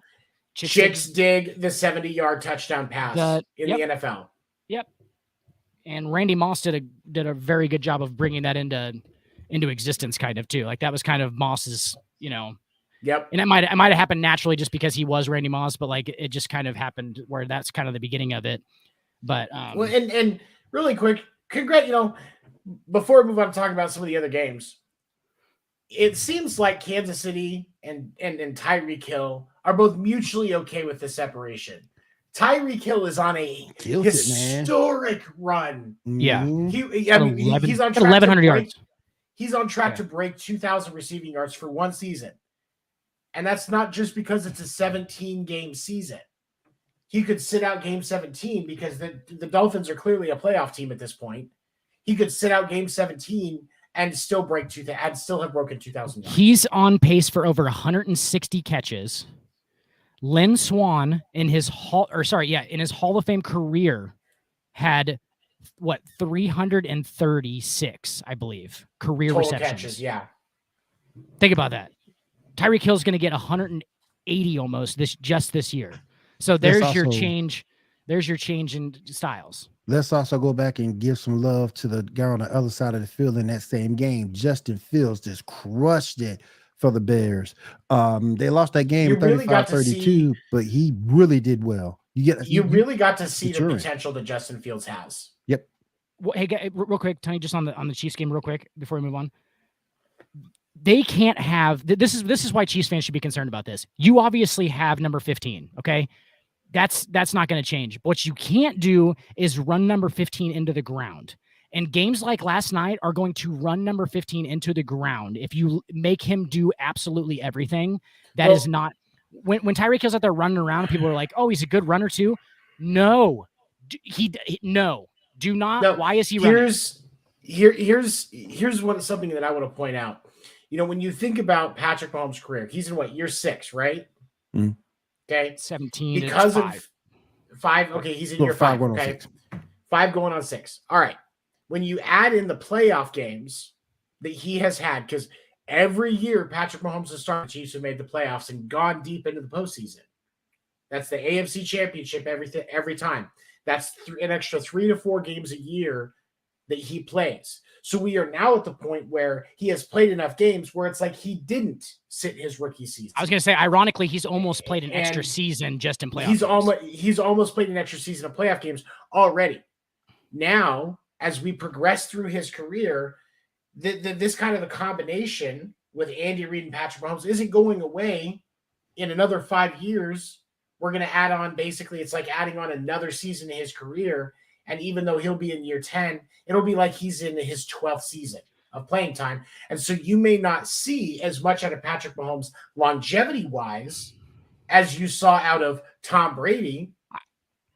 Now Tom Brady is also not only because of the fact that he also spent a lot of time in the postseason, but that's so much extra wear and tear that your opponents don't have, and he could break down sooner.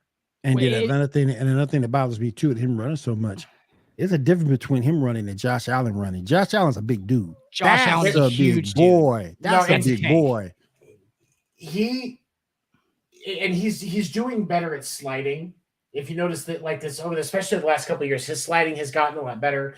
His decision on when to slide is getting better, but he doesn't run past that line of scrimmage as much anymore. But right now, Patty. Yeah, okay, that's what I thought. But right now, he has to, because like last night, he didn't have a choice because Tennessee took away Kansas City's ground game. Yeah. If Patrick Mahomes doesn't do that last night, Kansas City definitely doesn't win that game. And we've talked about this before, Seven. Like, what it's going to be with the Chiefs. How are you going to stop Patrick Mahomes? You have to come up with creative ways at this point, because if you just go and play him straight up and go, hey, yeah, we're going to try and guard all the different sets and all the different ridiculous shit that Andy Reid's coming up with Patrick Mahomes as his quarterback, you're going to lose. So what you're going to have to do is start doing weird shit. Like, you're going to have to just take away his ground game completely and make him just run around back there and like hope that he tries to be hero Mahomes, which is the worst version of Mahomes. That's the worst one. He's so good that he can be hero Mahomes, where he can just run around like it's a fucking like it's a Pop Warner game and just run around out there and just, make sidearm throws. Like the Super Bowl is a great example. What, 2 years ago, where he's in the Super Bowl and he's running around out there. He makes the fucking throw where he literally was like on the ground almost and shit like that. That kind of stuff, you can beat him if you get him into that. You got to get what you have to do. You have to score yourself, but your defense also has to be good enough to get a stop in there. That's what you have to do. Or be able to be good enough, score, or get a stop here and there on him, and you can beat him. Or take away one of the things that he does, like take away his entire ground game and make him be hero Mahomes. Defense got to step up. You got to step up once or twice and keep them out of the zone. And you guys are right, but here's something that I noticed last night. Those moments when he broke 20-yard runs, or got the ball moved down the field. Those were plays where before he would have turned into hero Mahomes. But instead, he used his feet. So part of me thinks that this might be Andy saying, look, when you're thinking about doing that dumb shit, just run the fucking ball.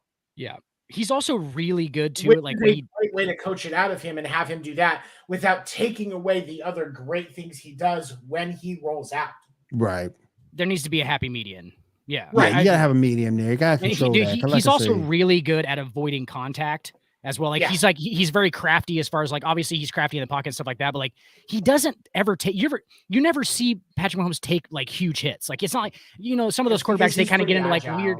They get into like weird in between. Well, he's not really though. For like an NFL player, he's not at all. He's just very smart and crafty about how I think he's just such a natural athlete that plus he knows how to take angles. You saw that last exactly. night. He knows how to that's take part angles. Of it. That's part of it. Yeah. To where you can't really get to him the way you normally would. We used to call it the slow guy cutback when I was playing football. We used to call it the slow man's cutback, where we had guys that were always faster than they actually were because when they were running, they would just veer a little bit, and the guys would be catching up to him, but they dive past him because they just make that little veer and they just kind of wiggle back and forth like you're playing Tecmo with Bo Jackson. Yeah. Serpentine.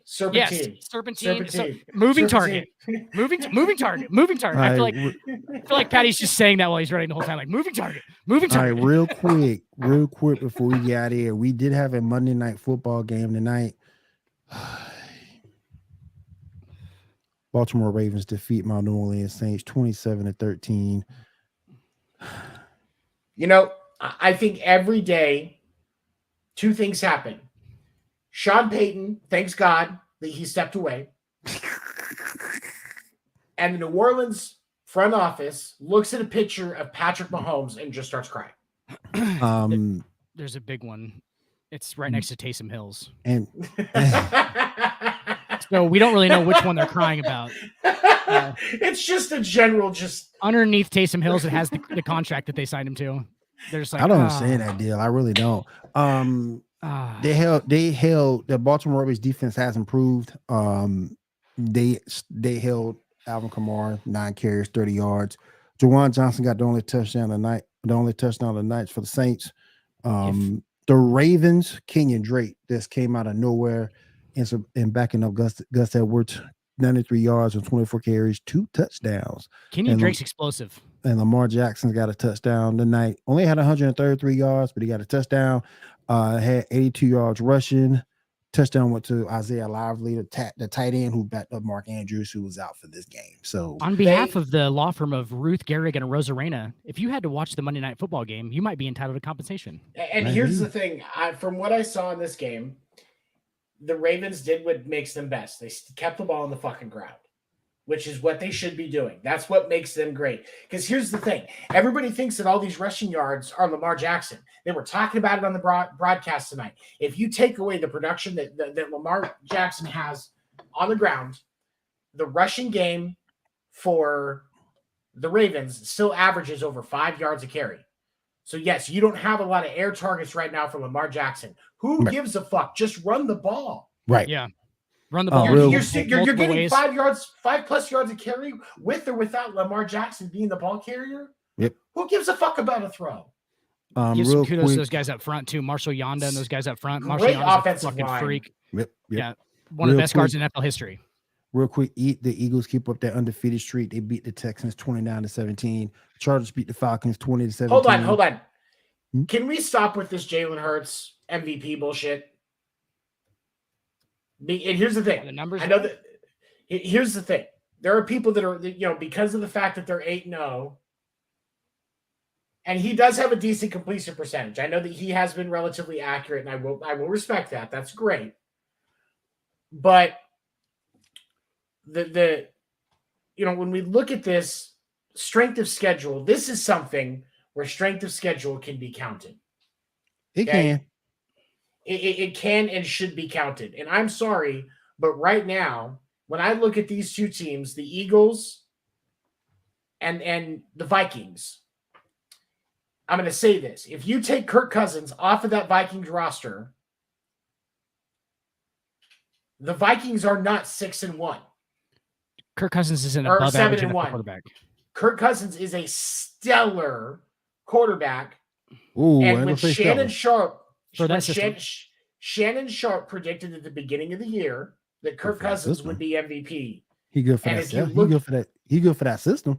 He is perfect for that system. But if you take Jalen Hurts off of that Eagles roster because of the schedule that they faced, they may not be undefeated, but they're still ahead in their division. They're still 6-2? Eagles are 8-0. But no, I'm saying without Jalen Hurts. Oh, without they're Jalen still Hurts. 6-2. Gotcha. Yeah. They're still 6-2. Yeah. So MVP is about the player that makes the biggest impact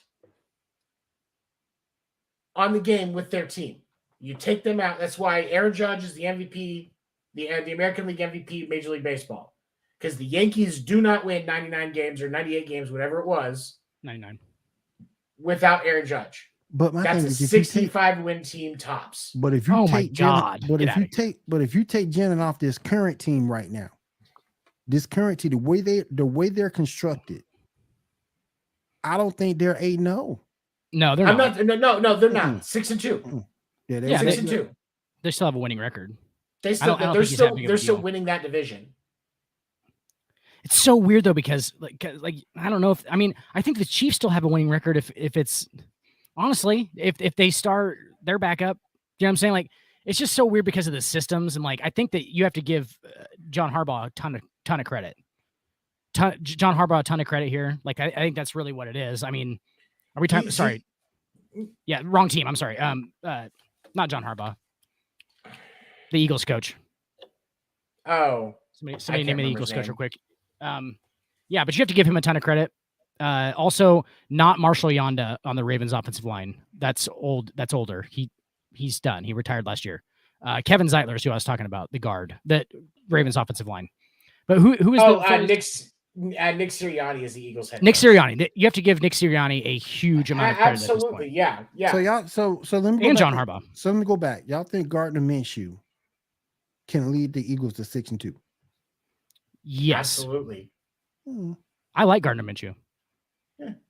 He's like a poor man's Davis Mills. I like Davis Mills, or Davis, or opposite. I don't really know. Yeah, I guess so. No, Davis Mills is a poor man's Gardner Minshew. Minshew and a better quarterback. Mills are the same height minus Mills's neck. They're the same. That's making it for you, boy. That's making it. So that's making it. For you.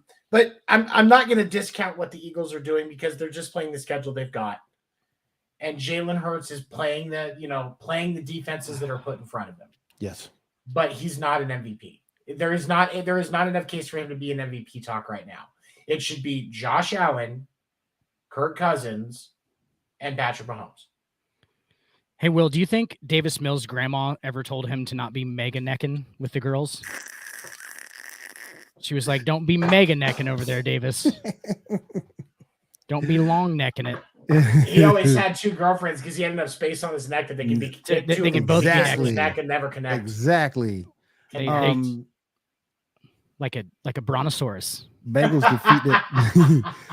defeat the Packers 42-21. This got some coaches fired. I feel for those guys. Who? Got some coaches fired. The Lions defeat the Packers 15-9. Wait, hold on.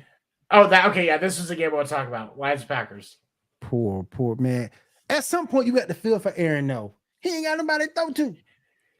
But here's the thing: Aaron Rodgers is.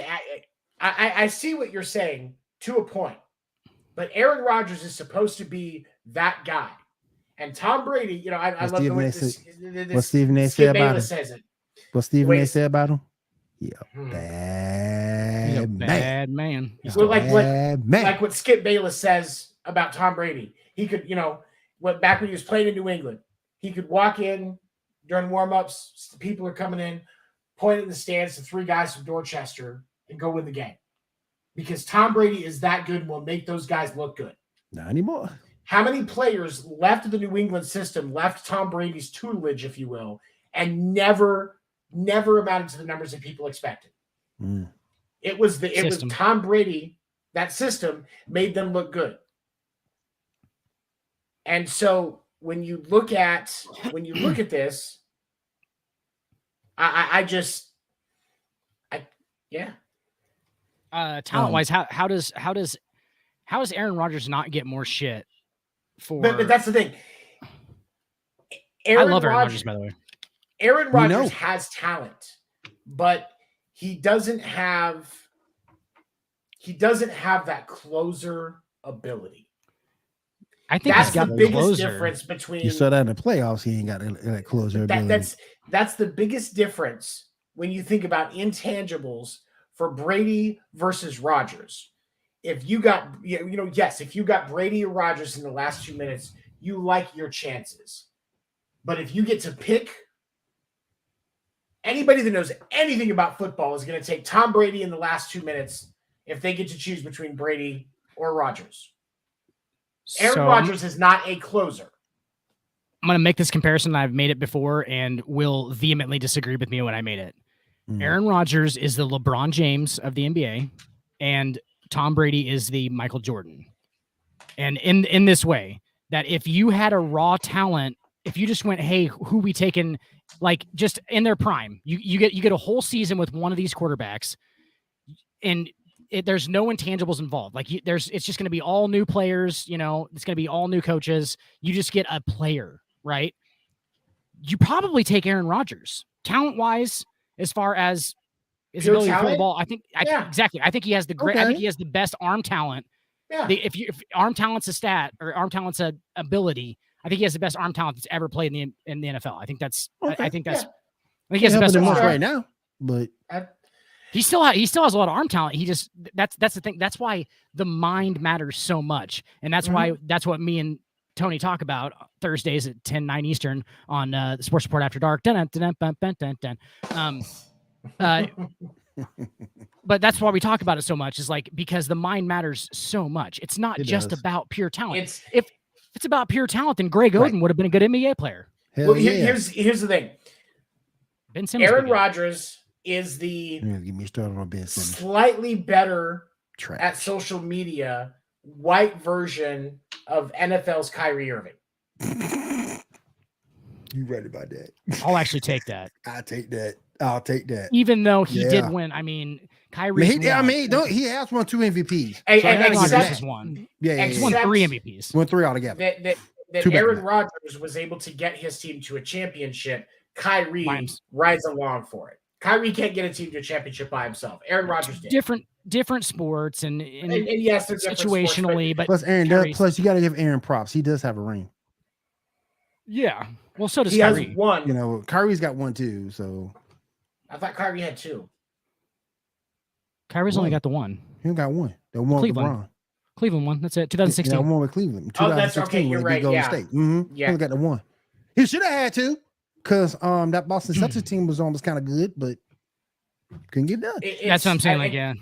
We talked about that on After Dark. I think the Boston Celtics broke Kyrie Irving. Oh hell yeah! The pressure and him not caring that much about basketball, because let's be honest, guys, he doesn't care about basketball. Like that, no, I don't think he's ever cared about basketball. I think that he was really good at basketball when he was young, and it was good for him as a person to be good at basketball, because it's just something he was naturally really good at. So he worked at it for him. Exactly. Great way to put it. Like that's it. It never was, and I understand that, dude. Like I totally understand that. Like I get it. But like he just doesn't care about it, and like, but if you don't care about it, if you're just there to make your money, you've made your money. Move on. You know what I'm saying? You can't have it both ways. Like you can't eat your cake and have it too. Like I told Seven. It's about time for him to make up his mind. What you gonna be? You gonna be an activist or a ball player? If you're gonna be you can be a ball player first, and then after your career is done, we'll be an activist. But if you want to be an activist, you need to get out now. Get out now and go and do it. And here's the thing, I will say this, as we think about the rumors surrounding Kyrie retiring because of all of this, okay? If Kyrie comes back, it's because he wants to play basketball. And I think a little bit of KD going broke. Come on. And I think that's the part that makes me feel sad for KD. Not that I'm a KD fan, but the thing that makes me sad for KD, he attached his name to that wagon, and that wagon is slowly rolling away.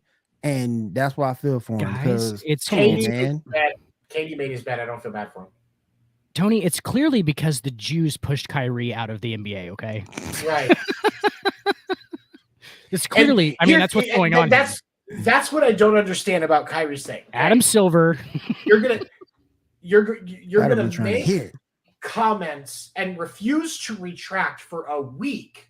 About the Jewish people. Did he go back on it? Commissioner. He never apologized in the first place. He didn't apologize after he got suspended. Yep. That I Instagram post is the only thing.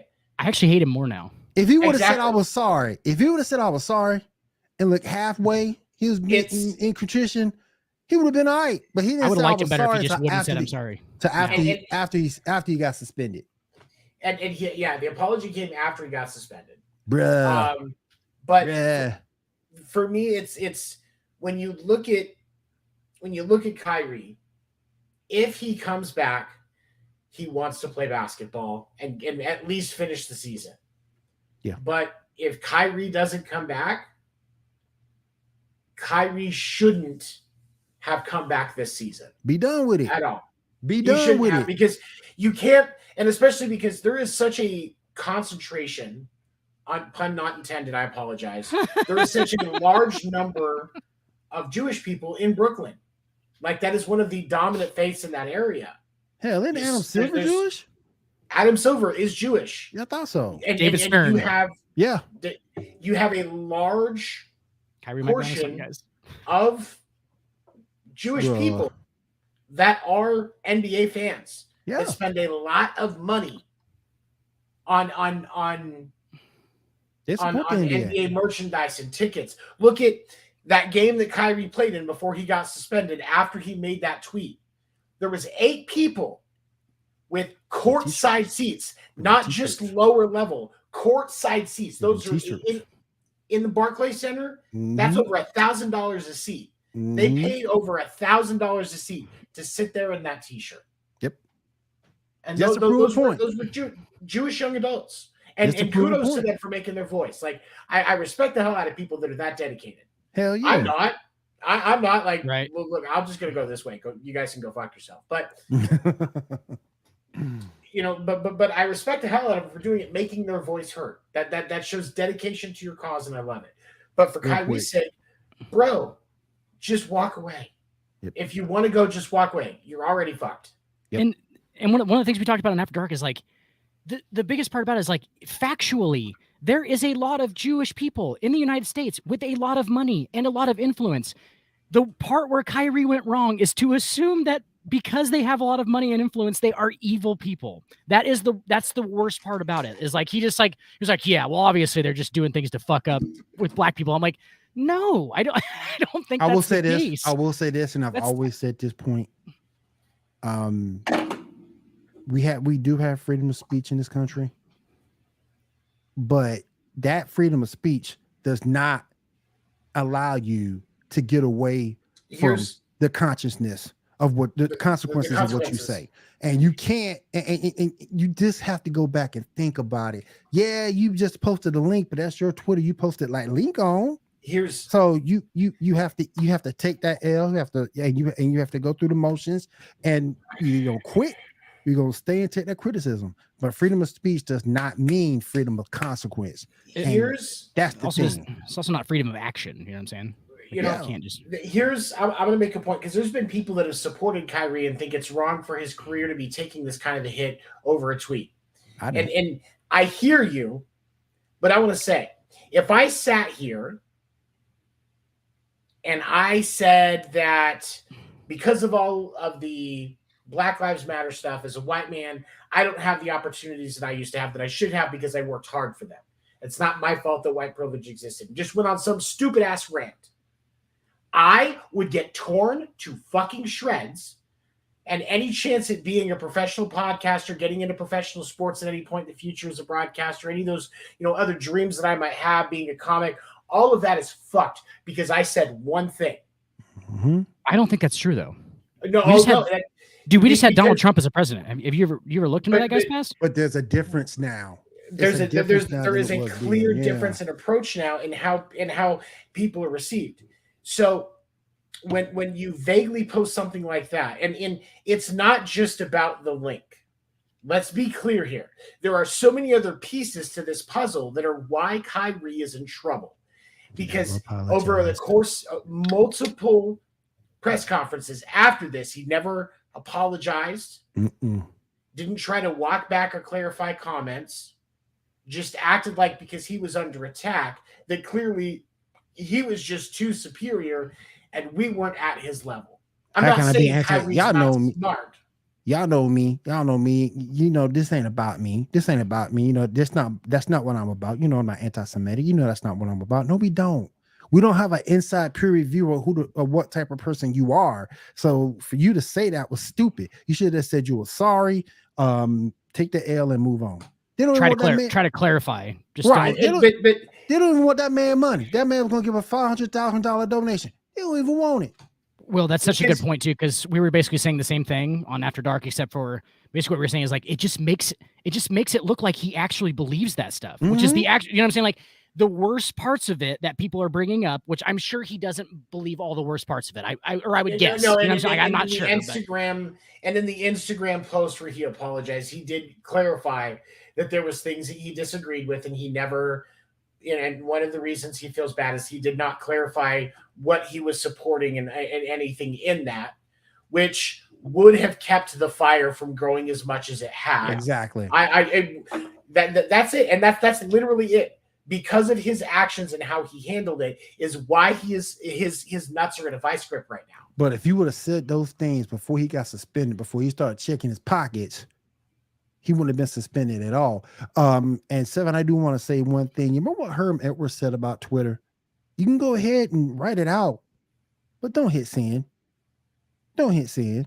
He made a mistake. He hit send. That's almost where I'm at too. Will, is like I'm not trying to take away this guy's ability to even send it, right? But you better be willing to take some sacrifices. But if you're going to say what you want to say and you know it's going to offend tons of people, I don't feel sorry for you on the back end. I'm sorry. Like and this is why I say you have to make a choice. If you're going to be an activist, be an activist, because every activist has to come with sacrifice. And this is why I don't like these First Amendment auditors running around here, because they're up to somebody doing stuff for the First Amendment, but they don't want to take no sacrifice. You have it in order to make change, any type of change, you have to be willing to take a sacrifice. And this guy is not willing to take a sacrifice. I'm gonna close on my thoughts with this with a simple comparison. Okay, comedian Daniel Tosh. If you've ever seen the show that he used to do on Comedy Central, Tosh.0, if you ever watched any of his actual stand-up, you see he's a very, very great performer, first of all, but he crosses lines. He tells rape jokes. He tells abortion jokes. He crosses a lot of lines. But he does it with but he does it knowing there are going to be people that send him hate messages. There are going to be people that hate him for broaching these subjects. He doesn't care. Dave Chappelle uses his freedom of speech to talk about things. He doesn't say anything bad, but he says things that are just controversial enough to keep the conversation going. And he says it knowing he's going to get heat. Kyrie Irving thinks he should be able to say whatever the hell he wants without the impact of those statements. And when you are that much in the public eye, there are always impact to your statements. And that's why you have to watch what you say in those positions. He doesn't want accountability. He just wants freedom. And that is not what you get at any level. I just want to say real quick, too, to wrap my thoughts up on this, Cole Beasley, fuck you. Fuck you, Cole Beasley. NFL left Cole Beasley behind years ago. You should be able to say what you want without any consequences. No. What world are you living in, man? That's not how it works. That's not how it works. And like I think that we're all in agreement that we're still for people saying whatever they want to say. Yes. But you better be fucking ready for the back end of it. Like, you better know. Don't act like it just didn't happen. Like, oh shit, well, nothing's gonna happen because of this. Like, yes, motherfucker, it does happen. And take it like a man. As a comic, anytime I sit down to work on material, if I find the edge of a line in a joke that I'm telling, I have to look at that edge and I have to ask myself, is this joke solid enough that I'm willing to risk somebody waiting for me in the parking lot to kick the shit out of me because of this line that I'm crossing? And I have to go into that. And I can't act like the victim. If I get up and tell a rape joke and then some chick beats the shit out of me in a parking lot because I did, guess what? Now, granted, it's not okay to get violent over a joke. I'm not condoning that. But when you say stuff that's on the edge, there are going to be people that go over it. You know? Yeah. You can't throw a flame onto a bunch of gasoline and hay and then get fucking shocked when it Right. catches fire. That's right, KW. He's in a whole nother world, bro. KW, it makes like He's I think the the prince overall of basketball. the overall story, yes, is he's out of touch. We clearly know that he's out of touch with any kind of actual reality, and it makes it worse on his end because it just makes us like immediately we think, hey, maybe he does think that, because I honestly think he probably does believe a lot of that stuff. And then number two, he's just out of touch with actual reality. He lives in a prince world. Yeah, he's the prince of the NBA. He lives in a weird glass house, and he throws stones. World. He's literally, his world is in rose-colored glasses, and that's not how things work. Unless you're on LSD. Unless you're on LSD. In which case, it is awesome. It's possible. He's never done LSD. Nah. Okay.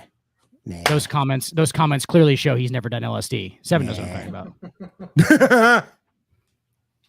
All right, you guys, let's go ahead and wrap this thing up. Anybody got anything you want to say before we roll out for the night? Aaron Rodgers had the hands of 1,000 of his ancestors wrapped around him in gratitude, thanking probably him. Also intercepted and telling him they were proud of him. And then one of those fingers tipped a ball and it got picked off. Where's the Zen at, buddy? You all right? Did you crash out? Look, hey Crashy. Hey Crashy. Relax. RELAX. I need y'all to relax. He needs to do that. He needs to go smoke some DMT in the fucking jungle again. He really does. He really does. Here's the thing. I would be willing to bet you see a change in that locker room if Aaron Rodgers actually does what Josh Allen did and takes responsibility when he plays like shit. That's the difference between. That's why Josh Allen is an MVP caliber quarterback and Aaron Rodgers is a fucking joke. Josh Allen owned his mistakes on Sunday. Because you saw what happened with Josh. Because Josh took that responsibility. The organization saw him do that. And what did they do? Stephon Diggs, Naheem Hines this year. That's going to help out from the running back spot.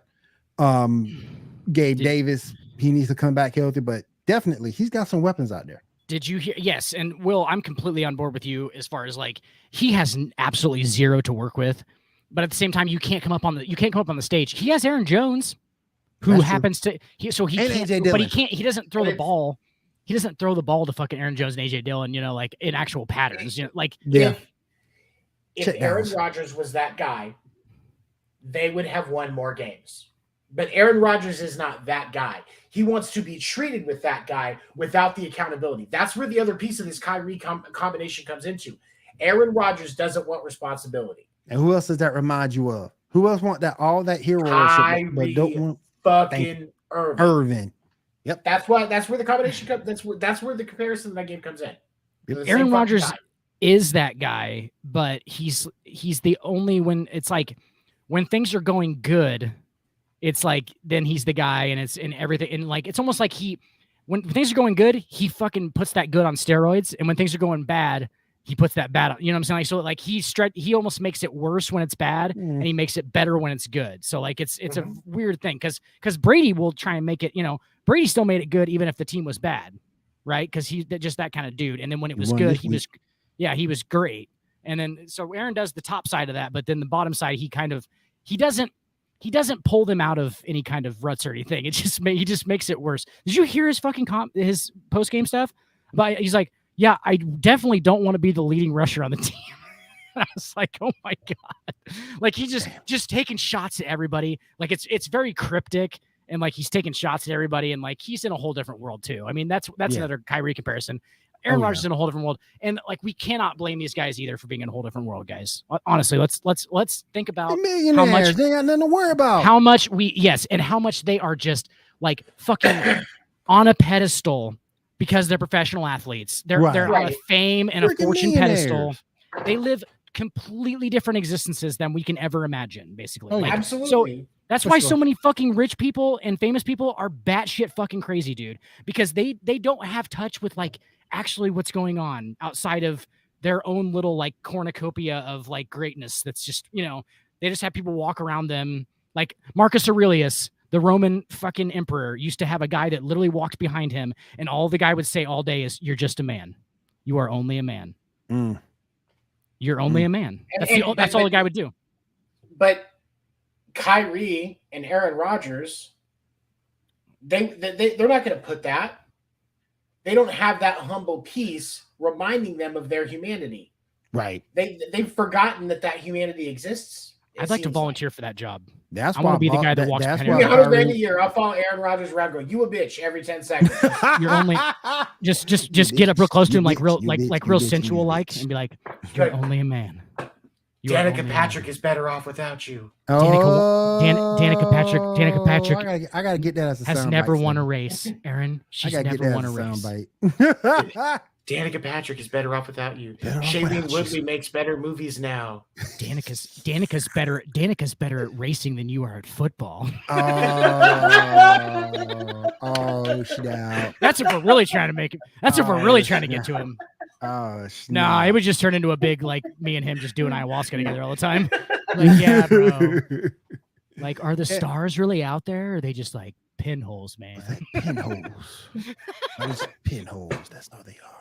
We're just all right, guys. Let's go ahead and wrap this thing up. I want to say thank you to everybody coming out to the Sports Report podcast this week. Don't forget, we'll be back again next week, 10 p.m. Eastern time. All right, Facebook, Twitch, YouTube, wherever you can find us, we'll be there. On behalf of Dan the Dick, 7 and myself, we'll see you again next week. Fernando Everyone have a great Tatis. week. Have a safe week. Take care.